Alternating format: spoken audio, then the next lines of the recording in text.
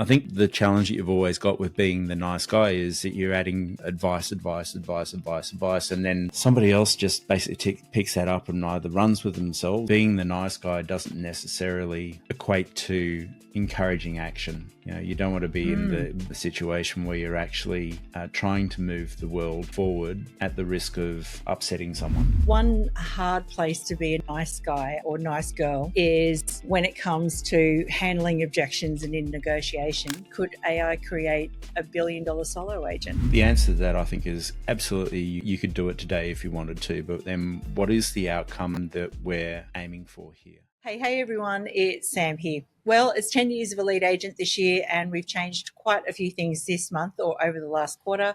We have a new editor, some new team members. We've launched a quarterly digital magazine cover series this quarter with the theme of reinvention. So as you might have guessed, we've been reinventing ourselves a little bit as well in with the theme. And one of those reinventions is introducing some new old talent back to the podcast, and that is where it all started with Elite Agents publisher Mark Edwards. So welcome back to the show. Oh, thanks, Sam. Yeah, it's been a while. I think, so probably around about 450, 470 episodes in. So yeah, I'm just sort of put the training wheels back on the seat.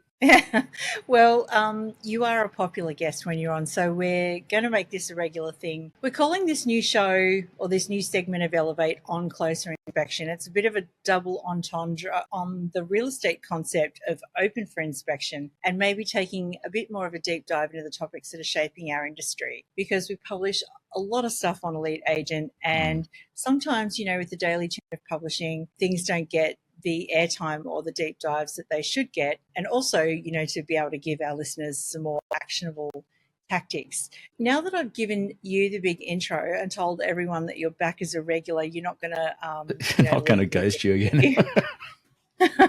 Well, you can't ghost me. No, well, no. We all know that. No. So on closer inspection, so are we talking like sort of putting the stink eye on things, or we're going a little deeper? I think we're doing both, actually, because I think the thing is, like, with our position as publishers, we are not supposed to give opinions on things. Like, we take a lot of opinions from contributors and things like that. But, when we publish things on Elite Agent, we kind of, have to maintain a bit of a stiff upper lip on whether we agree with something or not. I guess doing this gives us a little bit of an opportunity to show you guys a bit more of our personality and, maybe a bit of behind the scenes, which is how the podcast started, really. Yeah, it is. It's, you're absolutely right. We also, I suppose, just take everything and publish it as well. So there is a degree of our own level of integrity as to what we publish out to the industry itself. So I think this is a great opportunity for us to be able to have a look at what has been published, what's caught our eye, and as you said, sort of take it on closer inspection of a couple of the things that have gone on in the not too distant past. Yeah. Well, the other thing is too, like, whenever you're on the podcast, people often email me and say, you and Mark have got great chemistry. What do you say to that? Well, we're married. married in life and in business. So yeah, look, I think it's, I think that's something interesting that, so a lot of people say, and, so when you talk to people, how do you work with the person that you actually live with? My immediate response is I just couldn't imagine any other way of doing it. So, there you go. Oh, all right. Well, that's it. You've all heard it, folks. He's not. He's going to be around for a few episodes. So, tell me what we're diving into today. What have we decided on? Yeah, I think So I think we've picked out on three things we want to have a chat about in this particular session. The first one was a piece that was penned by Andy Reid. Do nice guys finish last? So it's a very interesting one. Reality TV is good for the real estate industry. I think, so it's something that polarizes a lot of people. And the other one, which is obviously, got a lot of attention and focus these days, is should we be using AI to be communicating with our clients? So there's a couple of interesting ones there. So do you want to kick us off with Andy's piece? Yeah, well, this piece actually made me think. It was called, and by the way, do nice guys finish last? Andy Reid is definitely a nice guy, definitely one of the nice guys in the industry. but it actually made me stop and think for a while about, the question of, do nice guys always finish last? Because I guess, the real estate industry has a bit of a reputation. I would say that, we're nice guys. You and I are nice guys, but, like we haven't bought the $1 million yacht or the Ferrari yet or anything like that. Yeah, I can't really So see that in the horizon. yeah, sometimes it makes me wonder if, like we should be a bit more, I don't know. But yeah. Have a bit of mongrel. So Andy, yeah, yep. That Andy suggested that the idea is to find a middle ground, which he calls a line of confidence. So it means you can't necessarily be too nice because you might get, I don't know, don't want to say walked over, but when it comes to things like setting fees and sticking to your fees and maybe sort of trying to be a people pleaser, which we've all been guilty of at one point or another, you can't be an asshole either, because that doesn't work. But, and then he sort of talks about a middle ground being the line of confidence. So what are your thoughts on all of that? Do nice guys finish last, or is there a better way? Oh, look, it's a tough one because, it really does come down to what your values are as an individual. I think, some people are wired differently. I know, sort of when we went through the process of selecting the agent to sell our house, we've been over this a few times, so I'm not going to labor on it, but we did see a number of people that were on the extreme right of the equation, being, sort of not the nice guy. And then we saw, sort of a couple of people that were on the, well, actually one guy that was clearly the nice guy on the other side of the equation. I think the challenge that you've always got with being the nice guy is that you're adding, advice, and then somebody else just basically picks that up and either runs with themselves, or they basically sort of, get, thanks for all that advice, but we're just going to go with the other guy who basically, encourages to take action. And I think that's probably one of the biggest things, is being the nice guy doesn't necessarily equate to encouraging action. You don't want to be in the situation where you're actually trying to move the world forward at the risk of upsetting someone. Yeah, it's definitely a hard line because, like I'd much rather be nice than, the alternative, which Andy did talk about. I think he said arsehole, so I'm going to say it too.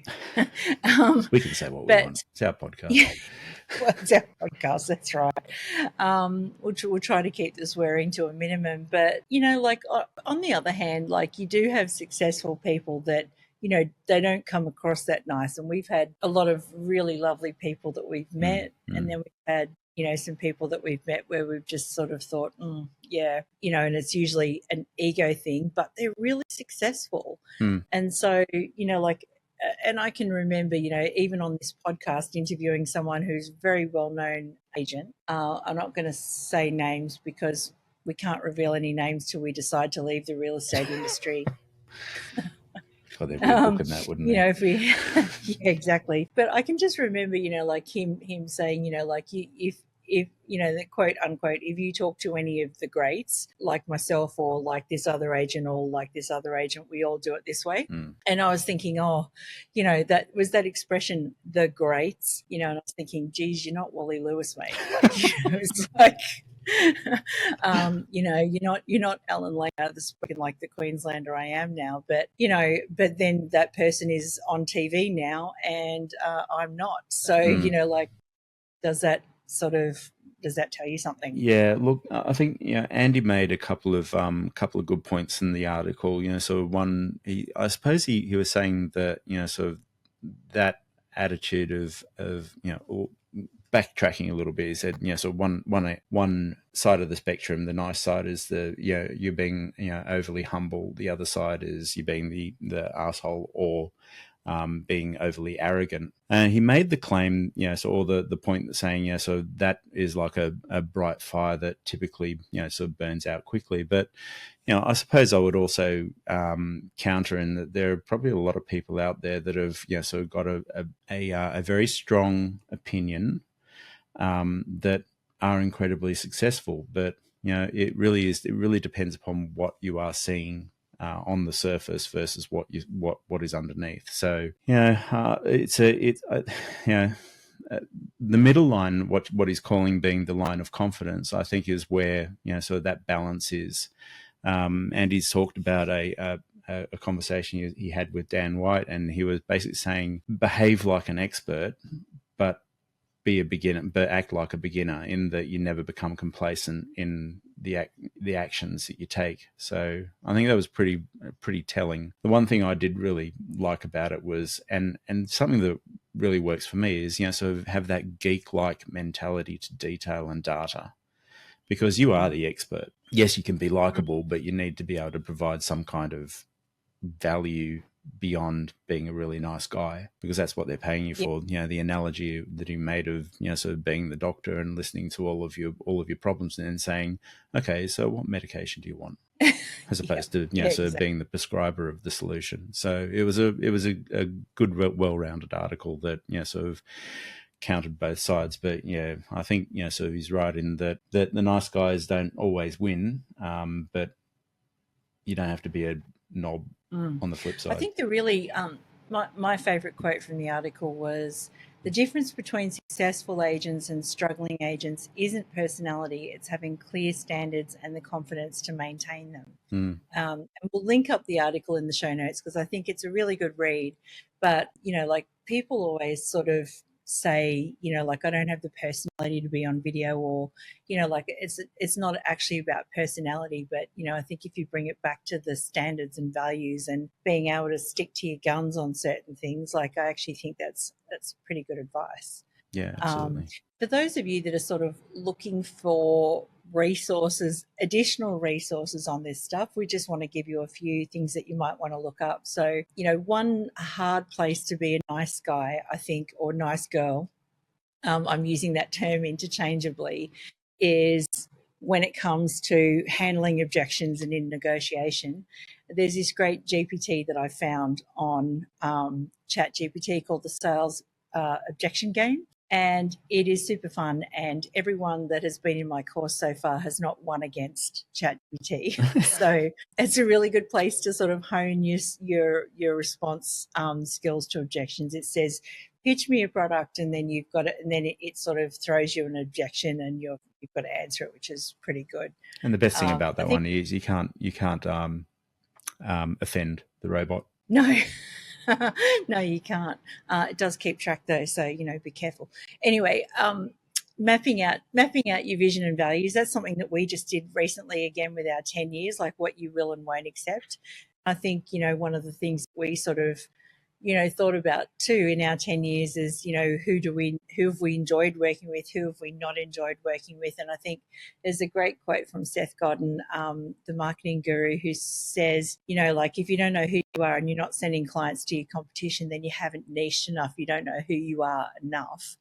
If you're not sending clients to someone else, then you're missing a bit of a trick there. Or be known for who you are. For something, yeah.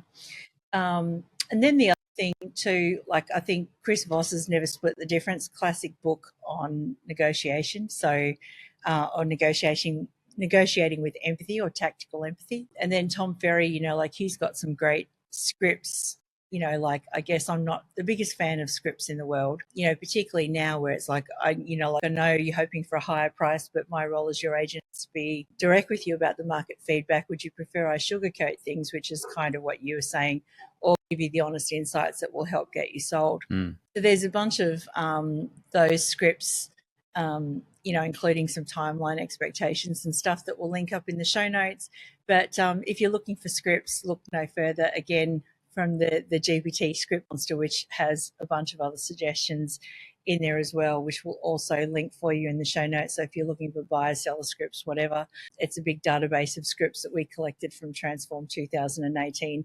And I don't think scripts and dialogues have actually changed that much, have they? Or am I just being there?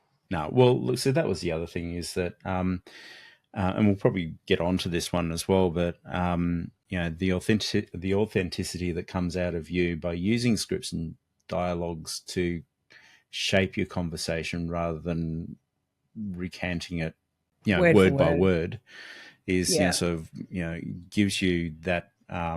It's where it actually sort of brings you into your own. What I'm trying to say, your own personality comes out in the way in which you interpret the scripts and dialogues, as opposed to saying, I must say this word for word as it's laid out for me. So, they've definitely got their place, particularly if you're starting out and looking for, all right, well, how do I handle these objections? You don't just say, oh, excuse me, I've got a few things to say, which is going to answer this objection. Please be silent until I finish. As opposed to using it as a guideline as to, sort of how you can possibly get around those potentially sticky scenarios. Yeah. Practice, practice, practice. It's absolutely. Topic number 2? Topic number 2, reality TV. So we just had last week just landed Listing Melbourne. Actually, this was out of Channel 9 this time. When was what was Lux Listings? That was at Channel 10. That was Amazon. But Amazon. It's 9 now too. Yeah. So Listing Melbourne was the new one, which has just landed on the doorstep. But I suppose what we want to talk about is like sort of these real estate reality TV shows. Is it good for the real estate industry or not? I mean, it's you can watch it, and sometimes you're looking at it, you're cringing, you're going, does that actually sort of happen in real life? The old IRL, or sort of is it something that is just feeding the stigma that the general public has? If there are scenes in the initial episode of Listing Melbourne that it just, I suppose, reinforces the attitude that the general public has towards agents. So I'm sort of on the fence as to whether it's actually sort of good for the industry or not. I'd probably err on the negative, but let's bat around both sides. What's your thoughts? Go the positive. Go the steel man on this one. Well, funny story about Listing Melbourne is, as you know, I've been away for the last 2 weeks doing the workshops, AI-powered agents in Melbourne and Adelaide and Perth. And Channel 9 invited me to the premiere, and it happened to be on a day that I was in Victoria. Winning. Yeah, winning at Vue de Monde.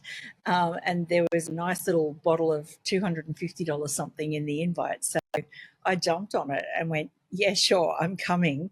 But I didn't look at the time that it was on, just assumed it was the Tuesday night and that it lined up with my diary. Yeah. Anyway, as I was driving back from the Mornington Peninsula, where I'd been giving a keynote, one of the Ray White groups, I saw my email ding, and it wasn't that I was holding my phone or anything, to be clear. I had my mobile phone in the car, and I saw. You always worry me when you say that, Sammy. Yeah, or had the saw the email come up, the blanket email that said, "Thanks everyone for coming to the premiere of Listing Melbourne." Blah blah blah blah blah. And I thought, how can that be? I'm still on my way back to Melbourne, and I was, had my outfit there and all the rest of it, getting ready to go out and have a night out in Melbourne. But anyway, they must have had it in the afternoon. That'll teach me for not reading my emails properly. Maximum Sammy. But sorry. Maximum Sammy. Yeah. Yeah. Anyway, so what that meant was that I had to wait, like everybody, to see the previews, and I was very interested to see how it would compare to Lux Listings because, obviously I've talked to Gavin a lot. Lux Listings has done a lot for Gavin's career and Simon's career, and even down to the branding of, that's a TRG property or that's not a TRG property. That that was very, and Gavin says having the cameras around was really good for the TV.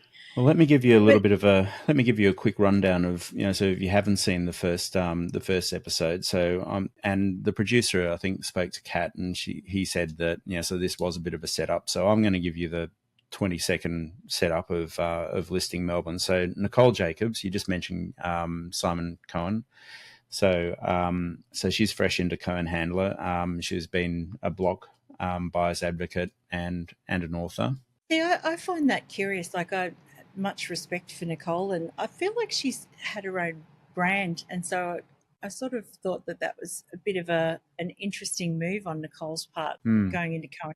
Like, Nicole's own personal brand is incredibly strong, and She's very well respected and has been on the block, and Mm. like all the things. So that was a bit of a curious move. So but she was apart from her and Fraser, because he's been on Survivor, they were the only two that I recognised. Yeah. So yeah, well, Fraser, as you said, he's big and Scott, and sort of ex-Survivor contestant, heroes and villains. Yeah, So he was one of the villains in the Spice Girl pack, and I think he only made it to day 14 or something out of the 57. yeah, because he was caught in the crossfire of that epic tribal council He was between collateral damage, blindsided. yeah, Well, who between isn't blindsided on Survivor? yeah, no, but that was the big one. That was the big one between George and Dave Scow will remember it. But anyway, George and Simon, wasn't it? continue. George and Simon, yeah, and Fraser was just the damage. Collateral damage. Has anyone checked whether Lords of Property have posted anything about listing Melbourne? No. Lords of I might Property do hit that. us up. Anyway, who are the other cast members? So alongside with Nicole, you've also got Tabitha Robbs. So she's another property buyer's advocate with her own business. Her byline basically said she's said to be reshaping Melbourne real estate. So there you go. Andrew Campbell, Bayside, 14 years in the area, says that he's in discreet sales, 4 kids, Watson the dog. It's like smudge sticks and gemstones. And then you've also got Diana Kraslowska, who's a renovator and developer, passion for real estate, and been in the game for a couple of years. So I think that we need to start a drinking game if we're going to keep on watching that show. The amount of times I said I'm passionate about real estate. Yeah, actually, I was going to say drinking game every time somebody says Brighton. Brighton. I feel like I'm in a Jimmy Reese skit, like Brighton. So actually, yeah, the first episode didn't disappoint with all the references to Brighton. Yeah, no, I'm not going to say it, but there is a bit of a, it is funny that I don't know whether I'm starting to sound like a Queenslander or not, but I remember the whole premise of My Fair Lady, back in the day, was that you could tell in England where a person was from by their accent. By the accent, yeah. And I do think Australia's starting to get that way too. Like, I definitely think that you can tell when someone's from Melbourne. I definitely think you can tell when someone's from New South Wales, and I definitely think you can pick a Queenslander. Yep. I'm not too sure about the West Coast, but there's definitely a a Prue and Trude. Anyway, can I say that? But let's get back to the question of whether this stuff is good for the industry or not. I think that it creates, I think there's good and bad, right? Number one is, I think it creates some unrealistic expectations, and even agents that have been on the block for years will say that the whole thing's a set up and is not terribly realistic. I think that there's a possibility that there's a resource drain on contestants, and then somebody gets painted as the villain. Like, I remember on MAFS, there was that guy a couple of years ago who got painted. He was a sales guy that ended up working for the agency while he was on the podcast too. Ended up married to I can't remember his name. Yeah. Anyway. Yep. 5 minutes of fame and all that. But no, that wasn't it. No. But he got married to a property, and then they ended up together, and I was sort of thinking, wow, that's a real estate match made in heaven. But but also I think it also does give sort of at times the wrong take as well. I mean, that the negotiation session between Nicole and another agent, which wasn't the part of the Fab Five, where she said the property was 5 to 5.5 million, and Nicole came straight in at 4.6. Oh, it was 5 to 5.5 plus the beach box on Brighton. Yeah. Say it again. Brighton. Yeah. And Nicole came in at 4.6. The agent said 5 to 5.5. Okay, well, how about 4.8? 5 to 5.5. How about 4.8 plus 200 for the beach box? And agent said, yep, okay, we've got a deal. no vendor consultation, no nothing. So, I think, so the uninitiated probably would think, okay, well, the agent's just going to make decisions on my behalf. I don't know whether it's just the theatrics of it, but you're right also in the contestants can also be, they're at the whim of the producer and the editor as to how they're painted. I mean, there was a scene there of Fraser hamming up with his greeting cards. I know that was a bit. That's why I was awkward. wondering, has anyone checked Lords of Property yet? Yeah. But I mean, I was sort of thinking that it's the same thing, because he basically talked about having a family the same way that you might talk about having a fatal disease. Yeah. And I sort of thought that's a bit, bit out of order, but it's also polarizing, not only for I suppose the buyers and sellers, like the regular sort of community, but it's also polarizing within the industry as well. So there's we put a little bit of a poll out to an internal group here, and the reaction was very mixed. There were some people that hadn't seen it and that had given it like a solid 5, solid 7 out of 10. But then there were some people that basically, so I'm just reading one here, none of these shows are good for our industry. They reflect and celebrate selfishness and poor ethics. So, but then, if it was all rainbows and roses, then it really probably wouldn't make great TV, would it? Yeah, well, there's 2 quotes of the episode. One was, "How great is that void?" And I thought that's a metaphor for so many things. Look at that void. Then, how's that serenity? Yeah, look at how wonderful that void is. And then the other one was, to Nicole Jacobs, reality TV's raised the bar on presentation, which I agree. Like, it's raised the bar on how you look, how you come across, how you present yourself, how you present properties. Like, that's where the bar has been raised. She also said that smart agents don't copy the drama, they copy the attention to detail. And, and I think that's really good. Now, I mean, when it comes to sort of what's the actionable takeaways out of this, I think that you don't have to be like, what an incredible time to be alive right now. You don't have to be on TV to elevate your personal brand. You've got, one of these and probably a connection to the internet with one of these. And there is really nothing stopping you, bar a bear chasing you, than getting your name out there, like on video. And, everyone has that same opportunity. The only thing that, like, I'd be wary of while this show is on, and I say this to agents all across Australia anyway, you got to be talking local, against, what the mainstream media are saying about the property market, because we know that, no country is an island, no property market is ubiquitous across the whole country. Don't let the mainstream media, have the narrative. And then I think the other thing is, we've written stories throughout the year, which will link up in the show notes. Have a content calendar, and stick to it. AI's made all that stuff so much easier. Really, you can be creating scripts, you can be creating videos, you can be creating useful content. Get that media kit so that when, the newspapers come calling or whatever, have your personal media kit ready to go. That would be the things. You don't need the TV show. And I do think, personally, I think it was a little bit of a Me Too, like even down to the opening credits had that same sort of, that same song, the same vibe, the lower thirds look the same. You could actually create your own little behind the scenes show with your iPhone, and it would be a lot more relatable and authentic. Yeah, absolutely. And show you a real person. Yeah. Just one thing about, sort of having your media kit as well for when the media comes knocking. Just think as well, make yourself available for the media, sort of give them a reason to get in contact with you.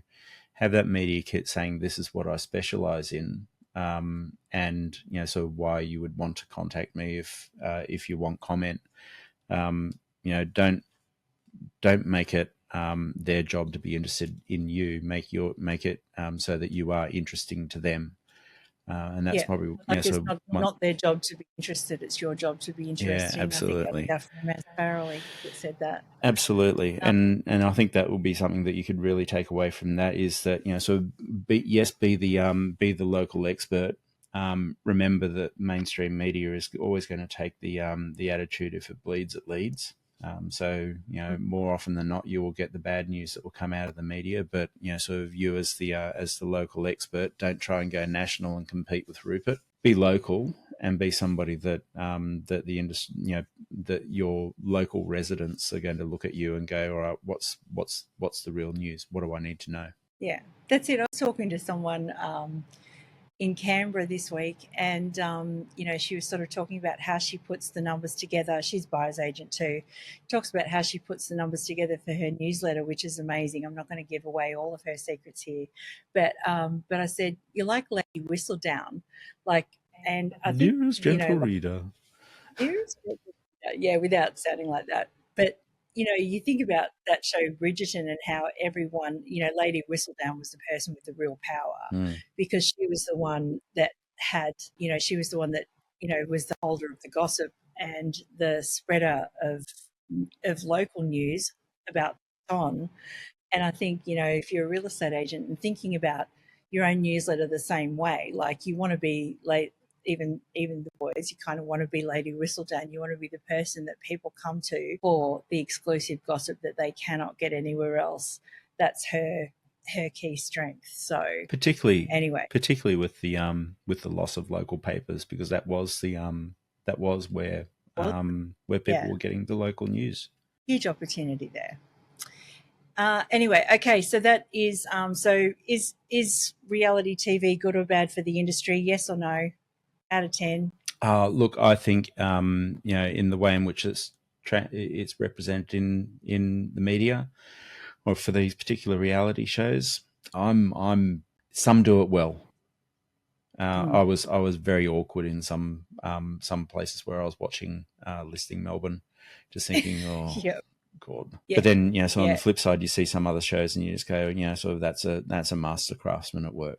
Well, let's see how the show progresses. But we've got time for one more topic right now, which is the topic of AI communication. Now, as you know, I've been sort of doing a lot of travel this year, and I was at a conference, Barry Plain conference, where I was speaking, but there was a lot of AI speakers, and I heard it suggested that, Sam Altman, the creator of OpenAI, he's quite convinced that, years ago it used to be how many employees do you need to make $1 million in revenue. Now it's, how many employees per million. So, for example, OnlyFans has something like 13 employees and 32 million. So it's like over $1 million per employee. And now Sam Altman's saying, well, like AI and ChatGPT tools are going to lead to the first $1 billion business by a solo person. And so, I was listening, and one of the speakers kind of took that idea and said, well, could there be $1 billion agent? Now, speaking to the elephant in the room, could there be $1 billion solo agent using all the AI tools? So that would mean, outbound calls, handled by an AI, inbound calls handled by an AI, scale yourself with video through AI, send all that stuff out digitally so that, maybe you're not actually Lady Whistledown in a suburb called Broadbeach Waters anymore. Maybe you are selling properties all over the state or all over the country. So I just want to know, I want to bat it around with you because I have some very strong opinions on this one. Is, could AI create a $1 billion solo agent? I think, the answer to that, I think, is absolutely. You could do it today if you wanted to, but then what is the outcome that we're aiming for here?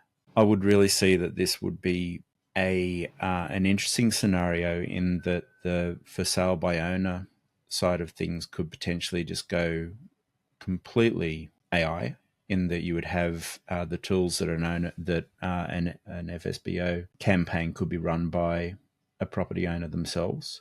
If somebody in a garage in a sort of dark room was there sitting, tinkering away and putting all the relevant GPTs together and creating all of the content, I can definitely see that.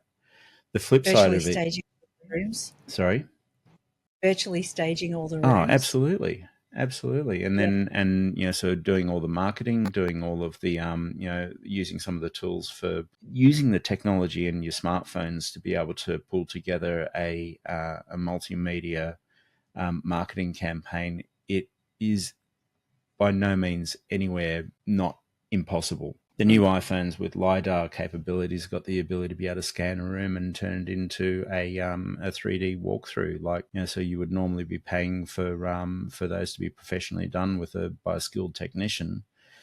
Anyone with that sort of device in the hand will be able to do it themselves. The flip side is, so could you have a single agent being $1 billion agent? Yes, obviously, absolutely, you could.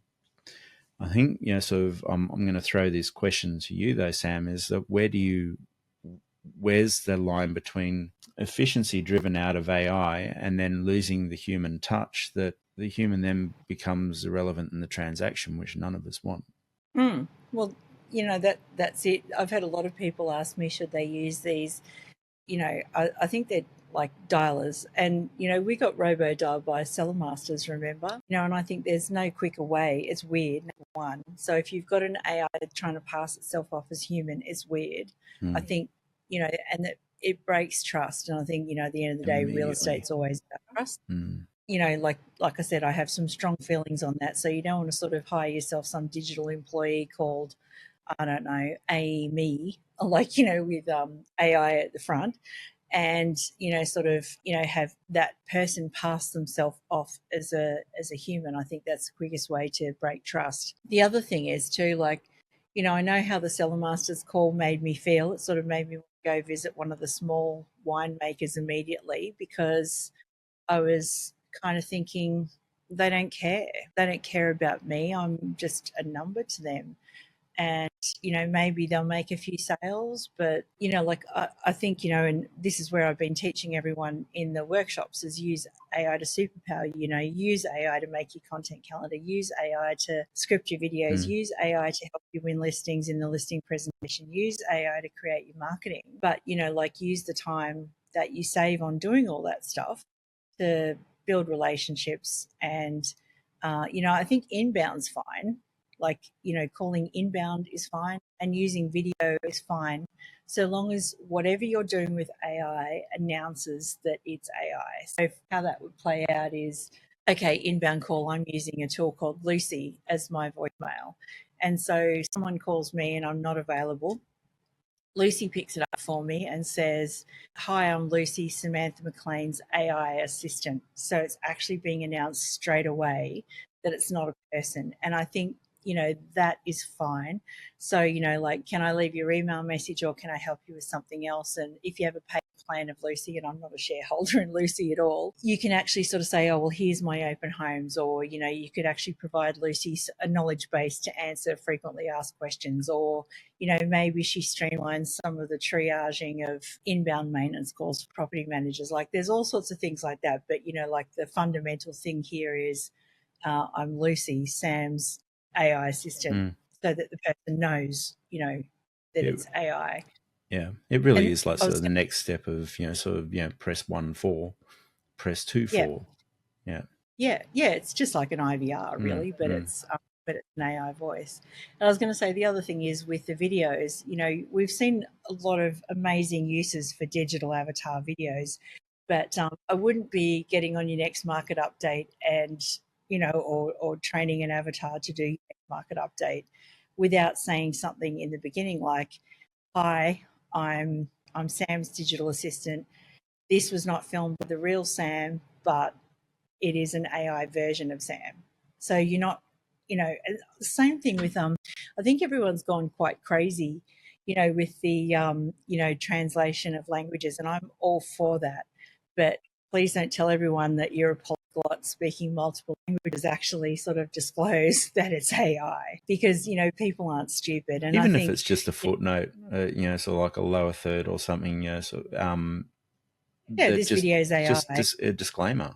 Yeah, like the human in the loop factor is so important. And I think, like I said before, I think that trust, real estate will always be about trust. The real estate transaction will always be about trust. But with 200 million people on ChatGPT and countless others on all the other large language models and all of that sort of thing at the moment, clearly 200 million people trust the opinions of ChatGPT when they're doing things like making meal plans or making exercise plans or making marketing plans. So, there's already I don't know, there's an inferred trust there. And I think if you as a real estate agent don't add value to what the person can do with, what client or customer can do with the AI, that's a slippery slope because, whether the customer trusts the AI or trusts you is actually entirely in your hands. It's what you do with the AI and what you do with the time you save and how you use it to make life better for yourself and the client that really is going to mean something in the future. That's what I think. And the mental part about it as well is that we are not even crawling, when it comes to AI. This is not a mature state of AI.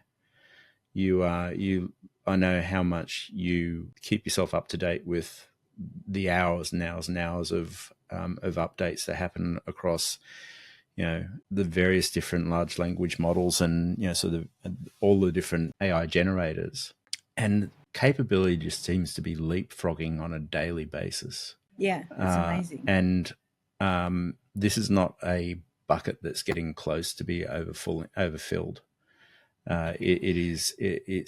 We are absolutely living in an amazing time of time. It is going to be, what we will see in 5 years' time is going to be, we'll look back on 2024, 2025 and go, wow, what a different time of the world that was. So if you're not embracing AI for the right reasons now and understanding the capabilities of what you can use it for, this is not a moment that's just going to stand still. It's just going to, that snowball, you're going to get bigger. Yeah, 2025 is going to be a cracker. It sure will. So I think you just survived your first episode of this. You think so? Did I do all right? Can I come back? Yeah, I think you can. Well, you committed to coming back, so you're gonna have to. But if you were to pick one of your favourite sort of action points or takeaways from everything that we've chatted about today, what would it be? I really resonated with what Andy was saying about nice guys don't always win. I think you can temper that. You can still be a nice guy, but make sure that you bring some value to the table. Be the nice guy, but make sure you're issuing the prescription. How about yourself, Sammy? Yeah. Well, I think my takeaway, and we do talk about it a lot on A Lead Agent, is you don't need to be on a TV show to raise your brand. You've got all the tools and all the know-how, and even now, you've got AI to help you do that.